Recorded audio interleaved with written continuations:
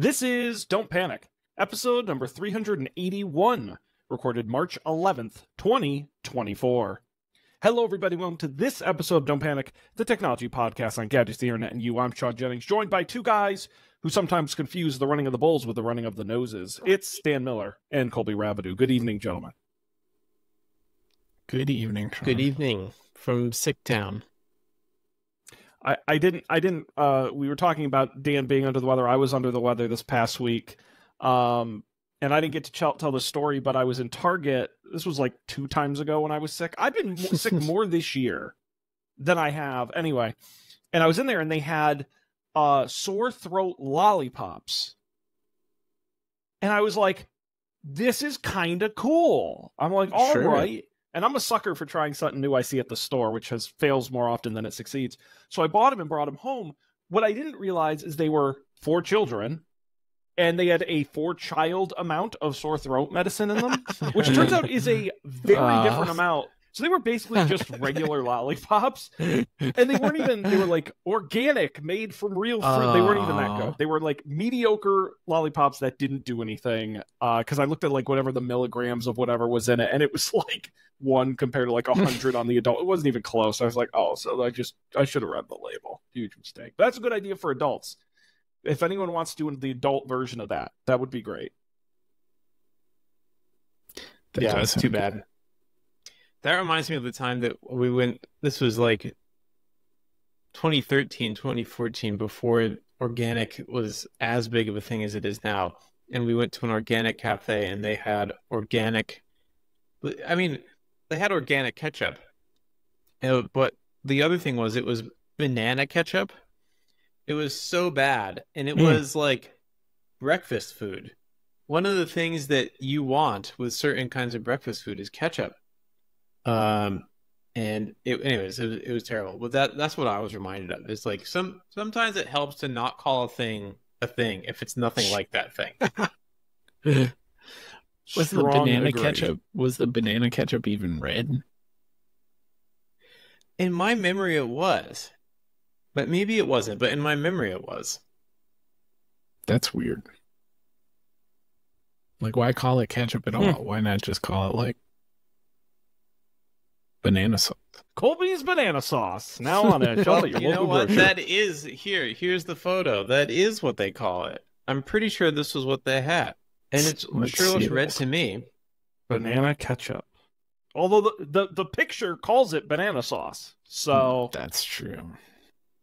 Yes, but it also wasn't like we went to this place and, someone just happened to take the ketchup from the table.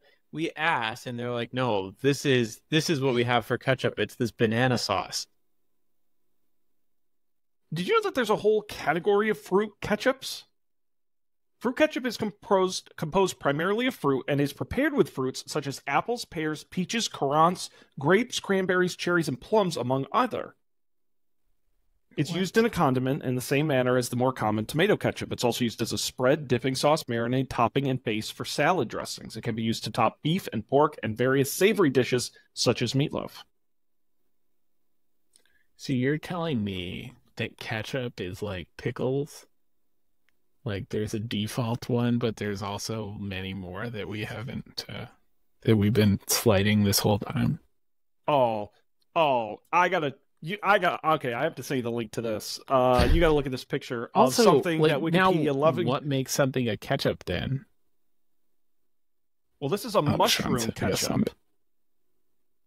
And it looks incredible. It looks like swamp sludge, which is kind of what mushrooms are. Dan, you're muted. In the United Kingdom, ketchup was historically made with mushrooms as a primary ingredient. So the only thing I can make out on the side of this container is the phrase traditional curdling agent, which is never something that I want to put in my mouth. A traditional curdling agent. Ketchup is a table condiment with a sweet and sour flavor. Is this going to be the next up for debate challenge taste test?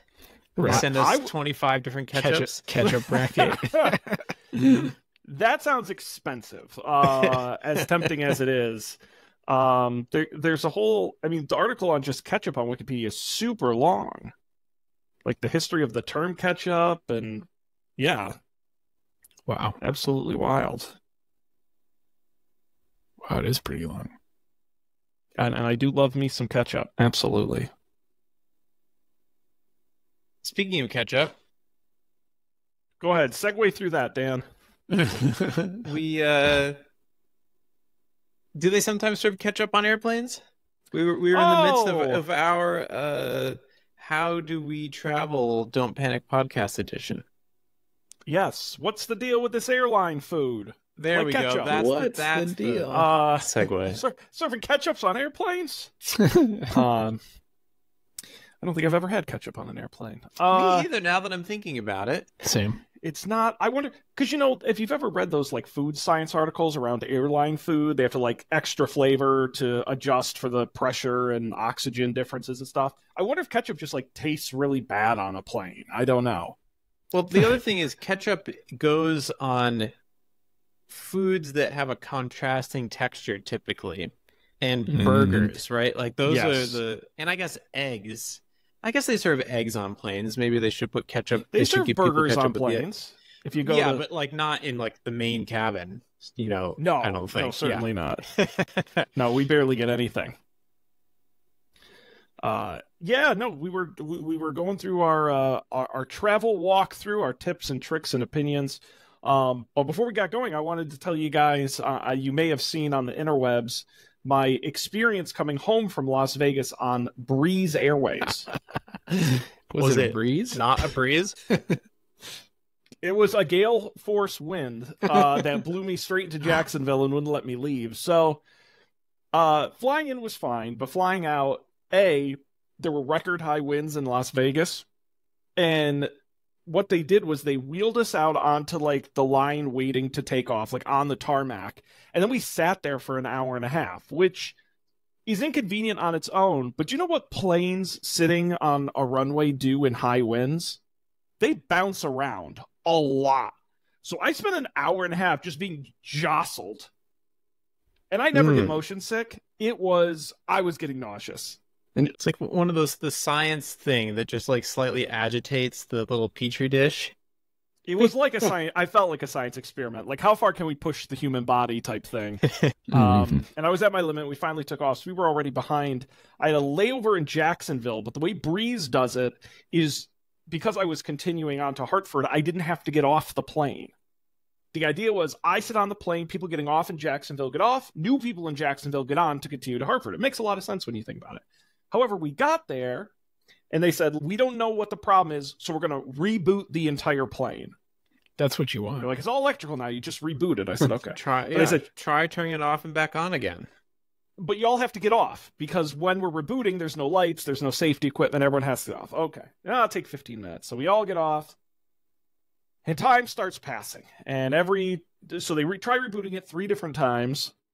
20 minutes goes by, another 20 minutes, another 20 minutes. Passengers start panicking. I'm with a bunch of Karens, which is fantastic. So. And so they're worrying. Now, Breeze Airways does not have a phone number. That's not a joke. Like, go to their website. Google. There's like nobody you can call. So we're just sitting there waiting, and the gate agents don't know anything. So we're finally waiting. We're waiting. People are starting to get pissed. They're going up. They're yelling at the gate attendants. And finally, they come out about midnight. We landed at like 8:30, so it was midnight. It was hours. And they finally come out and said, listen, here's the story. We need a part. But the problem is we're in Jacksonville, Florida, where literally nothing is. So they have to drive the part in, and it won't be here until the morning. All hell broke loose. People were going nuts. They're like, but look at what my phone says. Look at some ladies like, I think I speak for everyone. And I literally was like, you don't. I literally said that out loud to her because that really pissed me off. I was like, you don't. And they're like, listen, you can't stay at the airport because it's Jacksonville. The airport closes at night. Like, it's not open because there's no night flight. So you have to go somewhere. We might reimburse you. So I got ahead of it and immediately just called, found a hotel, a Hampton Inn down the road, stayed there overnight. I got $150 from them to cover most of the room. Got back in the morning. This 11:30 a.m. is going to be the flight. Book it. It's in the app. Okay. So I get there at like 9:30. I check my bag. I go to the gate. We're all sitting there. And then 11 o'clock rolls around. We don't start boarding. 11:30 rolls around. Now it's all the same people from last night. Now they're really panicking. And they're like, they're refreshing the app. What's going on? What's going on? They're mad.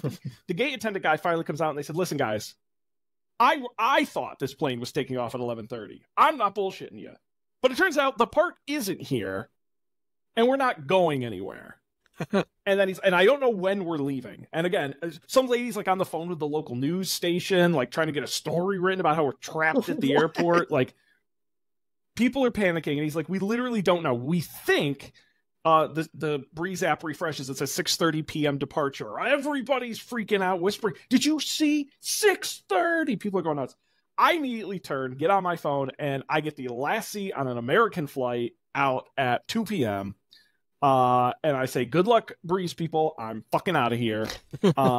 Turns out they actually did leave at 6:30. They landed about 2 hours after I did in Hartford. I got half my ticket refunded because the going to Vegas was fine, but I did get half back for my troubles. And it was the first time I'd ever been trapped overnight in a city like that. So I tried to keep it cool, but nobody else did. Wow. I'm grateful for you telling that story because I can't speak that much tonight. So this was great. Thank you. And always happy to talk. It's never been a problem. Yeah, when they said that the part would be here the next day, like in my mind, I'm like, but how? Like, where is it coming from, and who's driving it such that it will appear overnight? They said someone was driving it in. They didn't say from where. I mean, you could do Orlando to Jacksonville overnight theoretically, but right. But like, is there someone on call? Do they have like the infrastructure for someone to just like, hey, surprise, asshole, like wake up, it's time for you to like? And where does that person live? Do they just have them in every airport? The Spirit, or not Spirit, Breeze Airlines have on-call staff in every airport ready to ferry these things? I don't think so. So I would have been suspicious right away. And that's part of the problem is that Breeze, when you go to the American Airlines gate, you're talking to an American airline employee. But at Breeze, they are like contracted airport employees. Like, they don't actually work for Breeze. So they were telling us, like, just you'll get an email telling you the details in the next 10 minutes. And we're like, can you just call Breeze? And they're like, we also don't have a phone number to call them. They were literally like, I don't know what you want us to do. They don't really exist for us either. Security had to come hang around and make sure nobody got in a fight. It was like, people, I think, had been in Vegas, like me, a little too long. And we're ready to get home. Wow. What do you do? People kept the one thing is people kept asking me. They're like, "Why are you so calm?" One person asked me, "Why are you smiling?" And I'm like, because I think this is funny, and I don't give a shit. I was really sick. Like I was really sick, and I just at that point I'm like, I will get home eventually, and I'm not gonna run around and start whispering and panicking and yelling at people. I'm just along for the ride and enjoying the show. People were like, "You're weird." That's very reasonable of you. But I was. Well, it's like I'm not gonna like live in Jacksonville forever. Like, I will get home some way. It's not worth it. Although I was joking with one guy, so maybe I should just retire here. This place is great. I've seen the airport. I've seen Gate C9. It's wonderful.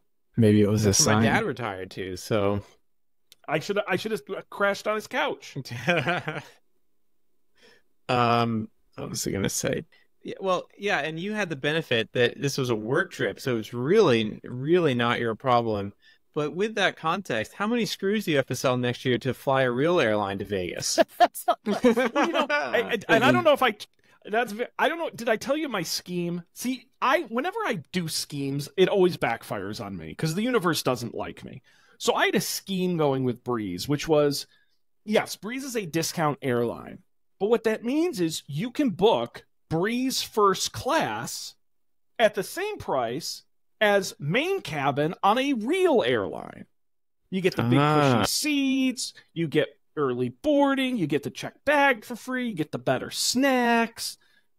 at the same price. So I'm like, aha, so I didn't save the company any money. Let me be very clear. I spent the exact same just to upgrade myself. And the universe punished me for it. I got what I deserved. And by the way, and then I rode American from Jacksonville to Charlotte, Charlotte to Hartford, crammed in the back with all the other plebeians. So, joke's on me. Not great. Not great. So anyway, so I love the airport. I love traveling. It's great. No place I'd rather be. Where did we leave off? We'd just gone through security. Okay. Yes, and we had made a comment about that thing people do where they like walk all the way to their gate just to acknowledge it exists, even though they don't have to be there anytime soon, and then they turn around and then decide what else they're going to do, which I am aggressively guilty of. Same. You just got to make sure it's there. Yep, and that's your plane, and the sign says, you know, Raleigh, Durham, or wherever you're going, and okay. Well, I may have said this last time, but I only do this at new airports I haven't been to before. And also, as you said that, oftentimes I'm there so early that it does not say my plane at whatever gate that I'm supposed to be leaving from anyways. And also chances are the gate's going to change. So me too. I only practice that at new airports. Well, but you know, I've really, in terms of like getting to the airport early, I'm over it. I don't go early anymore. Now again, Hartford's a very small airport, 0 people in the pre-check line. And when I flew out of Las Vegas, there were like 4 people in the pre-check line. Like I get through security in 5 minutes. It's great. And of course I'm going to get burned the one time I'm like, you know, actually have to get somewhere. But in general, there's no need to get there 2 hours before your flight. So here's the thing is that yes, in Seattle it does not seem to be that way. There's tons of people in the pre-check line at peak times, more than the other lines. 2, I guess we must have had this. Yeah, I must have come back from the trip to Arizona by the time we did the last episode. But on the way there, I had booked the flight through the website, and then my like profile wasn't filled out on the website, so I did not have pre-check on my flight. I maybe mentioned this, but luckily it was literally a 6 a.m. departure flight. And this was the one time where I was like, you know what, there's no way I'm not showing up at 4 a.m. I'm going to leave at 5. It'll take 20 minutes to get there and it'll be fine. And there's only one security line open, and everybody on all the 6 a.m. flights is in that one line. And surprised I don't have pre-check. So you never know when you're going to fuck something up. That's why, like, what am I going to do those 2 hours? What am I going to do with it? Work more? If it's a work trip, I can do that. I can do that in the MX lounge. Watch TV, whatever. You know, I can do that at the airport too. Well, and I don't mind getting there early for like later in the day flights, but you're right. The 6 a.m. flight, it's like I'm not getting there 2 hours early for that. I'm just not. Yes. I'm not. Come on. Let's have some common sense. So right. when you guys get into the actual terminal, right? Are there any things you like to do? Things like that you habitually do? Do you pick something up? Do you just walk around? Do you just sit at the gate? I like to go. I get to the airport 2 hours early so I can go to Dunkin' Donuts after I get through security, because the Dunkin' Donuts line at Logan Airport is pretty long. Oh yeah. But that is like usually if you're leaving Massachusetts and flying somewhere, you're going to a place with no Dunkin' Donuts. So I do enjoy getting one for the road. Now, do you order any differently going on an airplane, or is it your standard order? Sometimes I'll get like an extra snack to like eat later on the plane. Like a blueberry muffin is classic airplane Dunkin' Donuts food, which I'd never get a blueberry muffin. Mostly it's just the thing. Like that's the ritual. You go. I don't have pre-check. So I go early, stand in line, regular security. And then I go, I walk like you take your shoes off or not. You take your laptop out, or maybe you don't. Who fucking knows? Yeah. You know, like honestly, sometimes you get keep life interesting. Right. Sometimes you just get to go through the pre-check line anyways. It's really wild. sometimes you get to be smelled by a dog, you know? I don't know. That's true. Just go At through. the Seattle airport, they have therapy dogs on the other side of the security line, so you might Oh. get might get smelled by a dog twice in the same trip. Wow. Wow. Pleasant. It is nice. Yeah. So this has evolved for me. When I lived in New York, there were like 3 between Newark, LaGuardia, and JFK, Newark, and LaGuardia. There were 3 terminals that had food that was any good at all. All the rest of them were actual shitholes. There was the one that had Shake Shack. There was the one that had the sushi place, and then there's a new one in LaGuardia that I haven't been to that much. And Newark has absolutely nothing, so don't even bother. And so I also didn't have any lounge access at all when I was living in New York, and so that was what I would do. Is if I was flying out of Terminal 4, I would get at JFK. I would go to the sushi place, which was actually pretty good. Blue something sushi. Terminal 5, Shake Shack. And then if I was lucky enough to fly out of the new LaGuardia terminal, there would be something good there. I forget what it is. There's something. But now that it's lounge time, it feels a little bit like the sunk cost fallacy or something. There must be some name for this where I'm like, well, I'm already kind of paying for the lounge access, so I might as well go to lounge food. And the lounge food is like good. It is if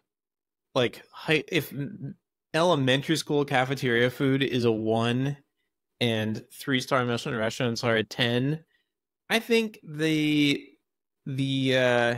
let's say McDonald's or Burger King is a 5. I think the cafeteria food's a solid 7, or the lounge food. It's pretty good. It's better than a bad restaurant for sure. But I don't think it's as good as a good restaurant. Even just like a pedestrian, like I think a Shake Shack is an 8 for me. And I think all things considered, even though it's probably less healthy, I'd rather have Shake Shack than lounge food. But it's hard you can't beat the price that's free, even though it's not free. So I find myself now going there all the time. And the menu does not change that frequently. But anyway, so that's my new thing is, well, if I'm flying out of Seattle, that is what I do. If I'm flying back to Seattle from a place that I haven't been to that much, so basically anywhere except New York, then I will go on an exploration. Even if there is a lounge, I'm like, well, I've never been here before. Like, who knows what's in this airport? And we'll get some good exercise. The Hawaii airports are great for this because they're like 80% outside. Just go around, see what's going on. So that's my post. And then after that, I will like, okay, now where am I going to settle down? Is this like a settle down at the gate airport? Is this try to get into the lounge airport or eat something? I don't really buy. I guess I try if I have not yet bought some sort of souvenir from the place I've been, and it seems like a thing I want. Then I'll make that a little side quest. You stop at the Hudson News and pick up a shot glass for the collection. Or yeah, whatever their version of that is, probably run by the same people. Yeah. Yeah, part of the reason that I hate traveling, and there are many, is that I constantly forget to eat and drink all day when I'm traveling. And then I just feel horrible, and then I get confused as to why, and then realize I haven't consumed anything all day. And back when my anxiety was much worse, I couldn't have any caffeine before going on a plane, so there was no coffee or anything for me in the morning. It was not great.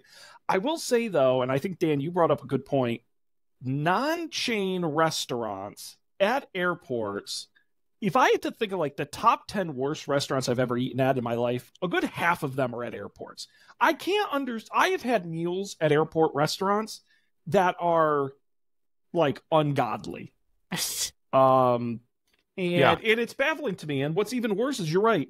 Like if I know I'm going to have a longish layover at a meal time, I'll research ahead of time. Like I'll get on, look at the map of the airport, see what's there. Yeah. Shake Shack, Jersey Mike's, any kind of place where it's like an upper scale chain. Chipotle. That's got to be the go-to. I will not try like Joe's Barbecue at the airport. Like what the fuck? No, come on. Unless, it's like here's one of the things I look for is this a chain that only exists in this place? and they have their little airport outpost. This happened to me in Rochester, New York. I forget what it was like. They have some like local thing that's like, it's basically, they call it like a garbage plate or something like that. It's like, oh, come get that. I was like, sure. It's like, this will be, I didn't get to try one. I'll have it here. So when I do the same thing, I do the research, and if they're like, oh, it's the, airport outpost of local brand X, I'm like, okay, noting that down. Yeah.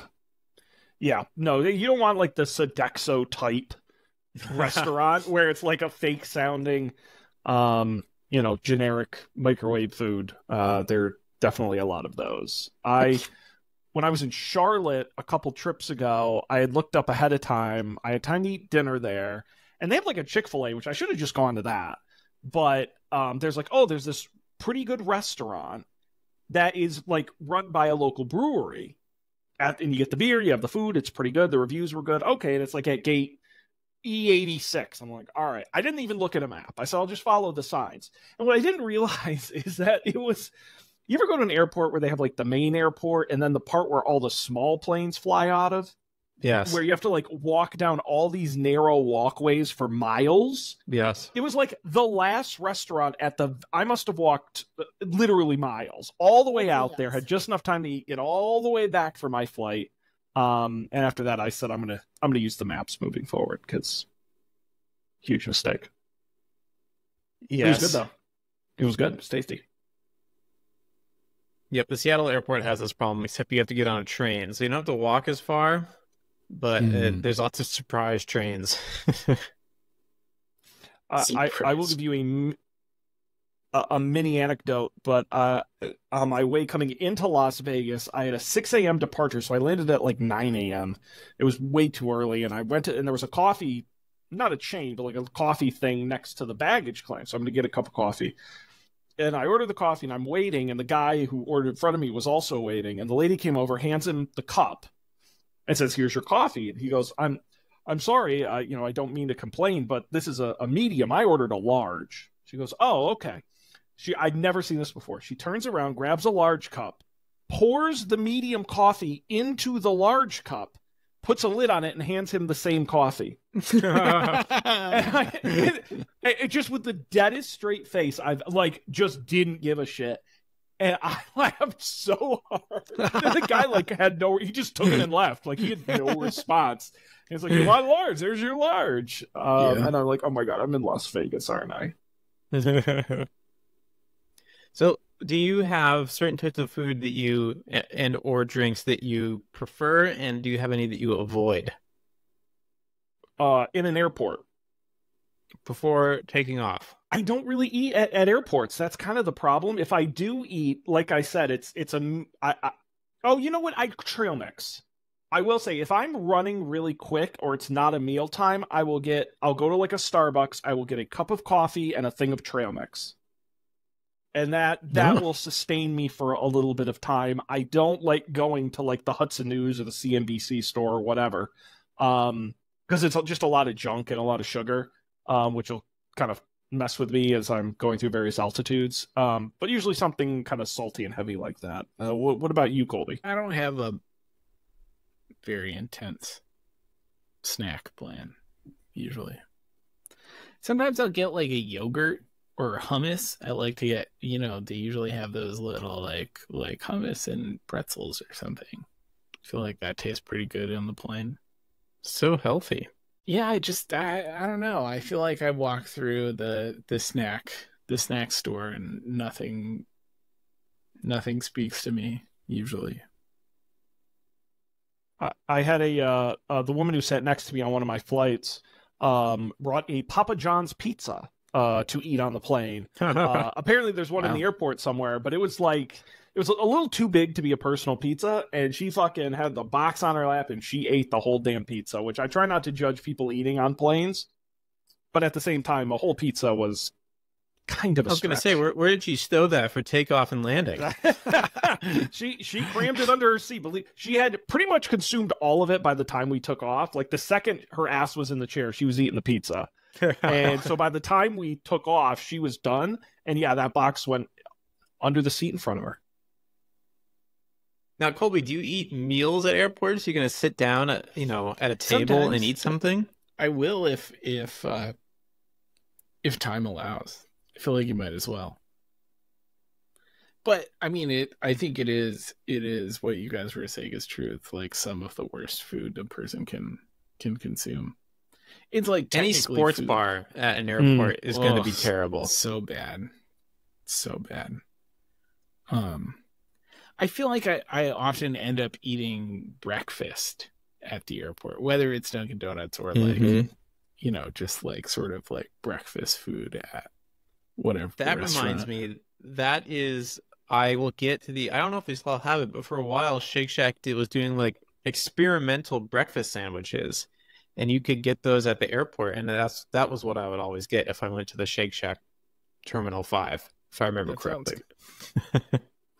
Yeah, I'll give a shout out to Ruby's Diner at Houston International Airport. That was always when I was flying over to Europe all the time, that was my, I would always go there. I would get breakfast any time of the day, and then get on the plane and then have dinner also on the plane.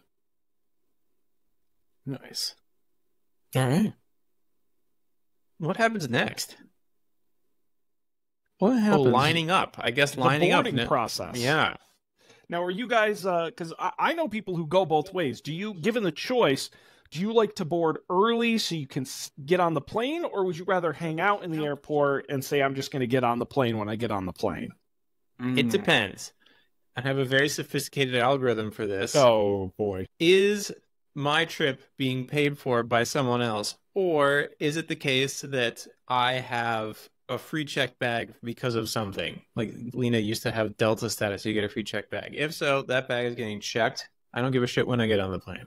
Mm-hmm. If not, and I don't have, if not, then you gotta hustle. If you don't have premium economy, that's just the way it is. Otherwise, here's the thing: I don't even mind like, and in those situations, they'll be like, "Does anyone do the gate check for free?" And I'll always do it, unless I like need to. I'm in a hurry on the other side or something.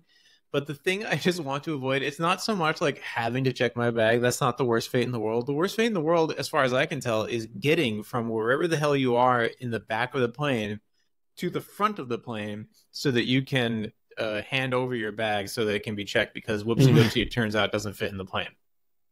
That is what I want to avoid at all costs. Now, in Iceland, I thought they did, and I guess the plane was a little bigger, but not that much bigger. They just had... You boarded in the front, the rear doors were also open. So anyone who couldn't fit in, their bag got schlooped out the other side. That seemed like a great solution. I don't know why I guess because we were boarding from the tarmac, not from a thingy. I guess that's why they could do that. I think one time when I was flying in Europe, we boarded from the tarmac, but they boarded from both ends of the plane at the same time. Yep. That happened in Australia. Yeah. I love tarmac boarding. There's just something cool about it. I'm a sucker for tarmac absolutely. boarding. Especially when it's I've only done this a handful of times, when it's like the stairs that actually come down from the plane. Yeah. Because it's like the world's smallest jet. Yeah, I love that shit. Well, I always feel like when I'm walking towards the plane that I'm going to like lift up and press a button and there's going to be an explosion behind me. It's very glamorous. Yeah. Yeah, I want to get on the plane. I am the guy who, like, if I'm group 4, I'm not standing when group 1 is boarding. But boy, when group 3 is boarding, I'm up. And I'm like ready to go. And the second they say now group 4, I'm one of the first handful of people in my group. Get me on the plane. And it's not even necessarily for the bag part of it, because I'm like you, Dan. I'll just gate check it. And I feel like these days, 80% of the flights I'm on, they're like, this is a fully booked flight. And so we will. And so I would just check it anyway. I just want to get my ass on the plane because I would just rather be sitting while everyone else is walking by me, you know? Yeah. I guess no, I don't consider where I sit in the row, but maybe I should, because if you were a window seat, it might be more desirable to board faster to minimize the amount of time you have to get up, shuffle your way out. I have the same algorithm as Dan. I also, in recent times, I got kind of like, one time I tried to do the carry-on bag in the overhead and it went really well. And so I was like, oh, maybe this is fine.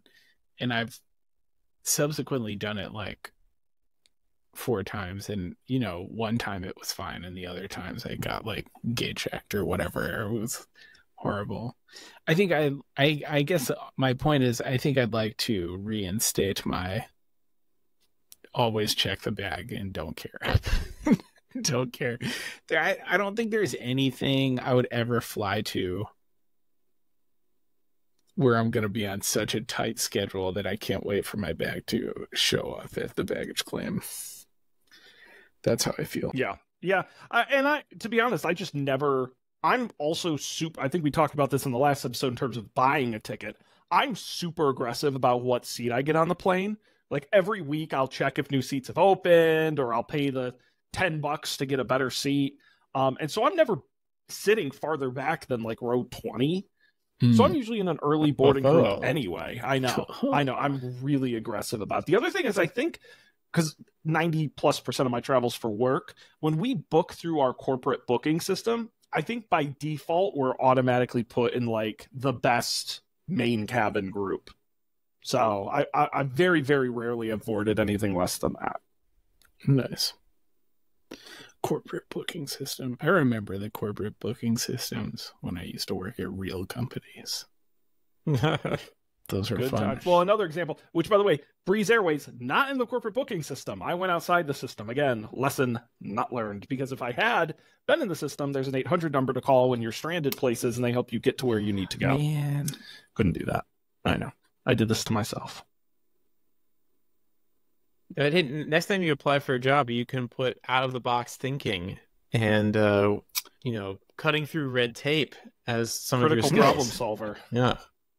Because immediately everyone was yelling and screaming. I was on the phone with the air. How'd you get a seat on another plane? I'm like, because I went online and did it while you were yelling at the gate agent. Yeah. I was going to say, because I am actually literally about to switch my position on this topic. Window or aisle? Oh, yeah. I'm an aisle person all the way, simply because if I need to use the bathroom, it's so nice to just be able to go. That's it. Same. Yeah. I have been a lifelong window guy. It used to help when I had a lot more flight anxiety. It helped to have a window seat. But I think that's part of the reason I don't eat or drink anything is because I'm a window seat guy, and it is a miserable wait. Having a window is not worth it. So I think I'm going to be an aisle guy. And is it just me, or have the planes gotten more like convex over time? And so you cannot lean on the window because you're like way over here. Well, that's what, I noticed that. It's funny you mention that because Breeze flies all new planes or all new Airbuses. And then when I switched to American, I was on I think the plane was built in it was like a 25-year-old jet. Like it was pretty old for a plane. Like it was not in great shape. And I was like, these ceilings are you could tell it's a lot straighter and a lot I immediately noticed. You're absolutely right. Yeah, so the benefit of the window seat is gone as far as I'm concerned. If you want to get a cool photo op, I think flying into Seattle or New York, you have the chance of getting a cool photo op if you're in the window seat, but otherwise I see no benefit. Airline food on the airline. What drink are you ordering? What's your order? You gotta get nothing. Coffee. You're abstaining. Usually I get coffee. If it's not appropriate to get coffee, sometimes I'll get ginger ale. I like ginger ale on an airplane. I don't know why. That's classic airline drink, ginger ale. I don't know why. Yeah. I've only ever had a drink one time on an airplane, and I like something about being on a plane. I just have no interest. It is not appealing to me to have any kind of alcohol. I don't know why. I've had free drink coupons and been like, oh yeah, I'm going to use these. And then I was on the plane. I was like, no, I really don't want to. Can't explain it. anytime I've ever had alcohol, either immediately before or on a flight, it just results in the world's worst headache. Beer or liquor, I've tried it a couple times and I just can't. Yeah. It makes for a miserable time. I guess I have had like when I was flying later, I've had like dinner and a beer, and it's been okay. Sure. Like before the plane, but never just on the plane. It just thinking about it doesn't even sound fun. I will do some sort of non-beer drink if it is dinner time. And if it sounds interesting. So if it's just like, oh, it's the Delta House Red or whatever, I'm like, well, whatever. Yeah. But if it's like, oh, you're flying to Iceland, and look, we have like this Icelandic little cocktail we'll make you. Like, okay, sure. Again, similar thing. Like, is this a sort of unique? Can I be traveling while I'm traveling? I guess maybe it is.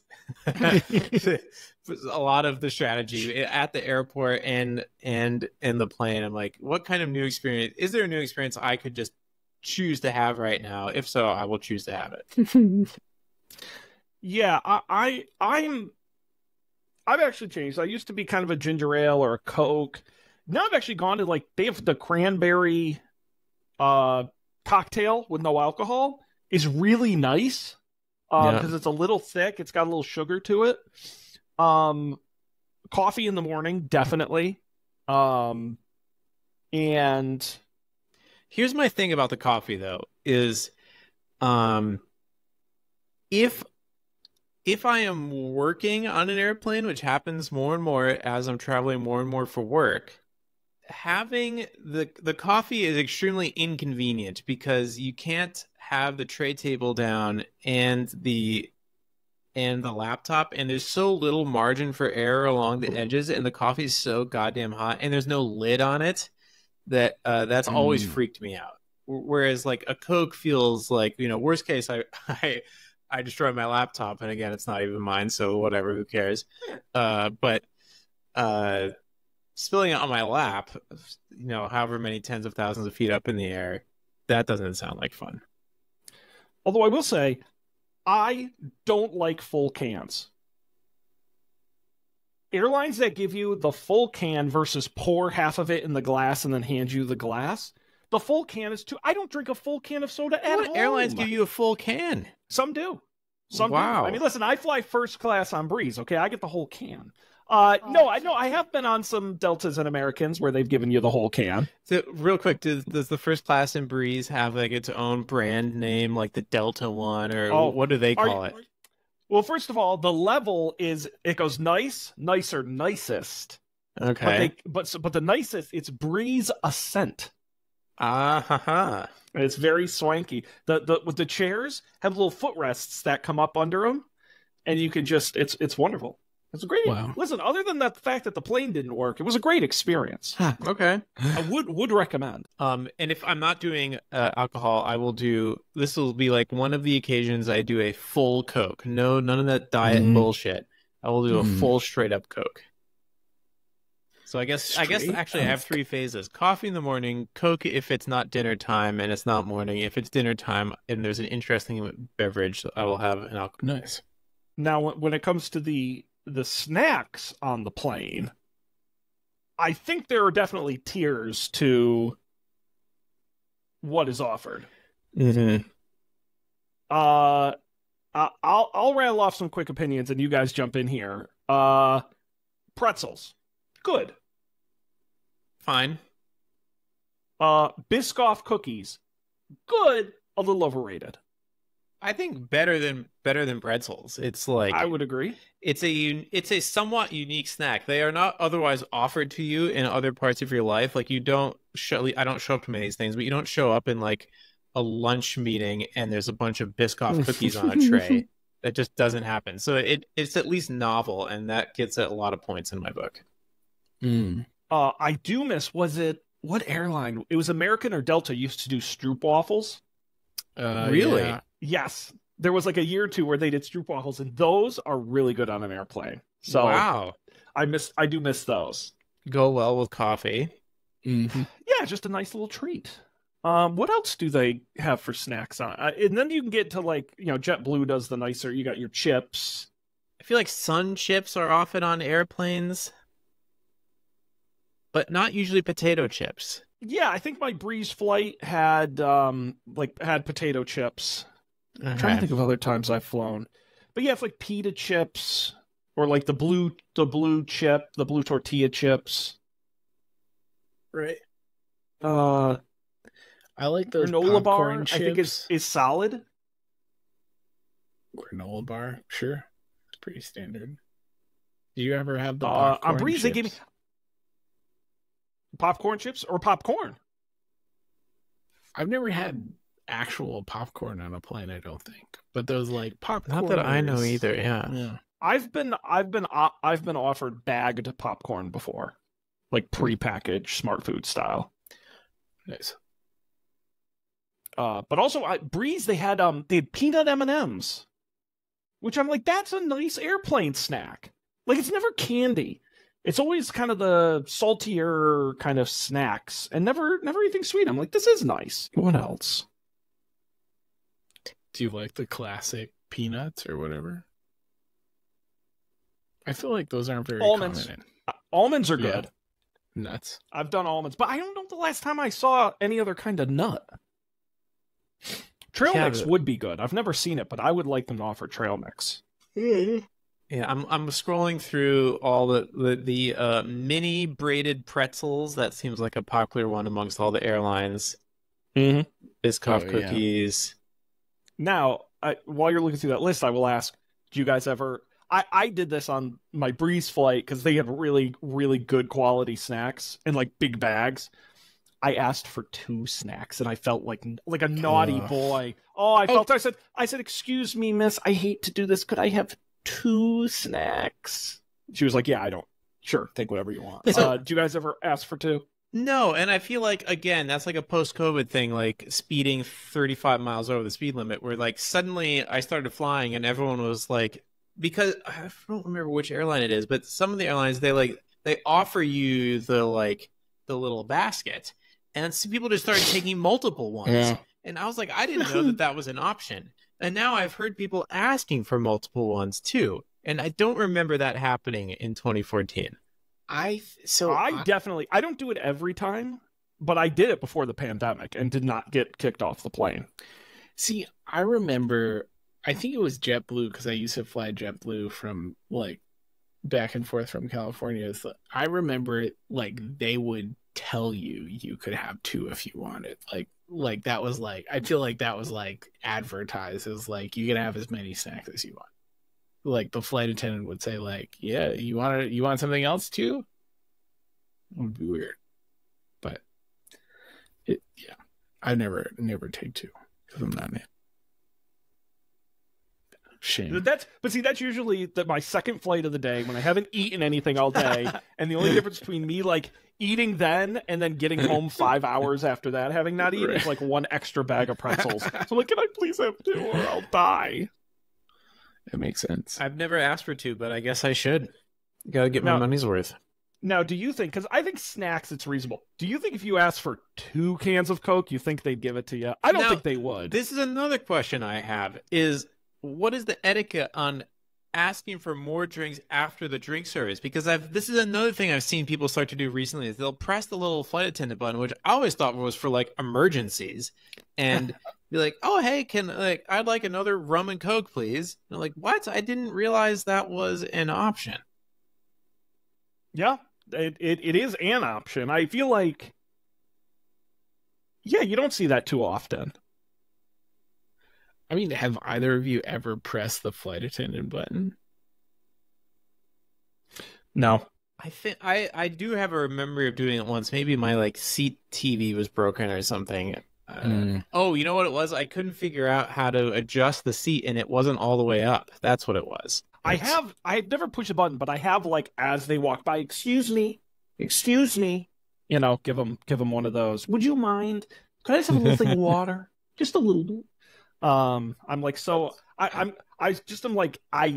have a internal fear of being like the rude customer And so I'm like overly nice about all this stuff. And most of the time they're like, yeah, whatever. That's, we're on the plane too. We're not going anywhere. So Now, how are you entertaining yourself on a plane? I have so I'm always I'm reading or I'm watching something. I don't like to work on planes unless I absolutely have to. I'll read during the part of the flight in takeoff and landing where you can't really use electronics. Mm-hmm. And then on the flight, I've gotten in the habit, I watch stuff on my laptop, which is kind of a crappy way to do it because you can't use it while you're taking off and landing. It takes up all the space on your tray table. But it's just got a better screen and more storage, and I can just put a bunch of stuff on it. So I find it. I mean, I remember back in the day, I sat next to a guy in a flight once. This must have been, oh my God, 12 years ago. And he had the world's biggest portable DVD player. It was like the size of a laptop. And he had one of those disc sleeves in his seat on the flight. And he was like watching The Sopranos, like the whole thing. And he would like flip out a disc and he'd put it in. And so I guess I'm kind of like that guy. That does seem on brand for you. Yeah, I have gotten in trouble.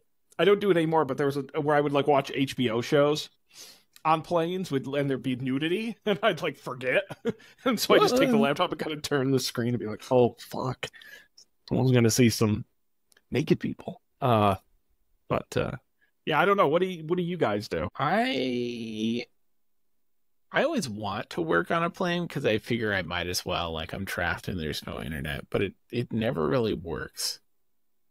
It's like hard to do things without internet. Even if you try and plan to do things without reliable internet, it never works. Yeah, the only luck I've had there is to write things. So like I'm writing words. I'm not writing code. I'm just like brain dumping on something or writing some like blog post or something like that. Sure. Yep. I don't like drinking, like watching things on a plane has almost no appeal to me. Unless it's like a flight that is like 6+ hours. Like I don't want to watch a movie on the little screen. I certainly don't want to I don't have headphones. What about on your Apple Vision Pro that you've removed from under your seat in front of you? Well, maybe, I've never had that experience, so maybe that's what I'm missing. I don't like it. I can read. I can like Kindle read for a good long time on a plane. I can listen to like just music on a plane for a very long time. Podcast. Something about it. The person who listens to the podcast while working. Well, I think that's part of the problem. While you're trapped on a plane. Where you just earlier you said, "quote There's nothing better to do, so I might as well work."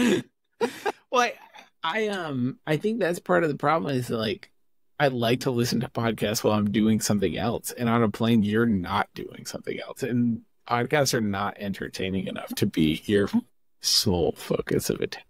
I like to imagine Colby's like listening to his favorite podcast on a plane. It's like, wait, this sucks. Well, I've been listening to this for years. These people are idiots. But see, now the big thing is I cannot, period, full stop, sleep on an airplane. I used to take overnight 12-hour flights all the time and would not sleep a wink. Can you sleep on planes? Is that how you're spending your time? I can sleep for approximately 15 minutes. One time. That's all. I will, and this is like if it's like either I got up incredibly early or it is like a red eye or something. I can fall asleep for like 15-20 minutes until the first person walks by, and then I'm awake and and in that 15 minutes I've acquired enough energy that I will be awake for the rest of the flight, no matter what happens. So no. Yeah, I've acquired the ability to, quote, fall asleep. So, and it is nice because it does make time pass faster. Two of the best flying experiences I've had were flying back from Australia, where I was no longer really sick with COVID, but still exhausted. And so I just sort of put my head down and then woke up in Hawaii 10 hours later. But nice. And then the other best travel experience I had was when I accidentally watched all of Breaking Bad from New York to Berlin. But in both cases, arrived at my destination about as well rested as each other. So it doesn't save me from. It doesn't mean that I can like hit the ground running where I end up. It just makes time go faster. Right. But I didn't used to be able to do that. No. Can you sleep on a plane, Sean? No, you said no. No. Planes, man, not fun. Oh, Sean. Am I back? That's No. the summary. You're back. You're back. I'm back. Okay. And yeah, I'm a big TV show watcher, as exemplified by the Breaking Bad thing. I like to watch a TV show on a plane because then if it's good, the downside is not that bad. The downside is you watch one episode, you're like, whatever, and then you go do something else. The upside is you wake up 8 hours later and you're in Berlin and you're like, whoa, what just happened? I just watched The Last of Us. We watched the new Last of Us TV show on the way out to Australia last time. I was like, boom, Nice. killed a good solid 8 hours right there. It was amazing. Yeah, I'm basically like the child where you have to make sure they're not going to throw a tantrum, so you bring 16 different forms of entertainment. Sean. So it's books. I've downloaded because I have YouTube Premium, I'll offline YouTube videos, I'll download TV series, movies. Like, I'll just make sure that there's a 0% chance I will ever have to think about the fact I'm on an airplane. Yes, same. But I'm also a lunatic. Guys, I can't believe it. There's still so much more to talk about the travel experience. There's the landing. There's baggage claim. There's ground transportation. And God forbid, a rental car. Guys, we're only getting started here. However, we are at the top of the hour and out of time. Somehow we're going to stretch this to like 13 episodes. You just wait. It's going to be the year of our opinions on travel. We're going to forget how to do a regular show when all this is done. But We're going to have folks, to talk about boats after the plane section is done. our great boating experience between the three of us. It'll be very informational. Guys, I got to give a plug for Up for Debate. Dan mentioned it earlier, our sister show. These two guys were just on it. We just did our movie league draft. It's up on the feed right now at upfordebate.tv, wherever you get podcasts. And very interesting stuff for both of you, Dan, because you own the first movie that came out, Dune Chapter 2. Which has done very well. I was just looking at the numbers. The newsletter, our internal newsletter, is going out tomorrow. But I was looking at this weekend. Dune only went down 44% week over week. You're at 157 million. That's a pretty good result. I mean, you paid a lot for it, but still, that's solid. If you can get that to 200, that's not a bad buy. And Colby just had Kung Fu Panda come out this weekend, which he bought for a shockingly low $9.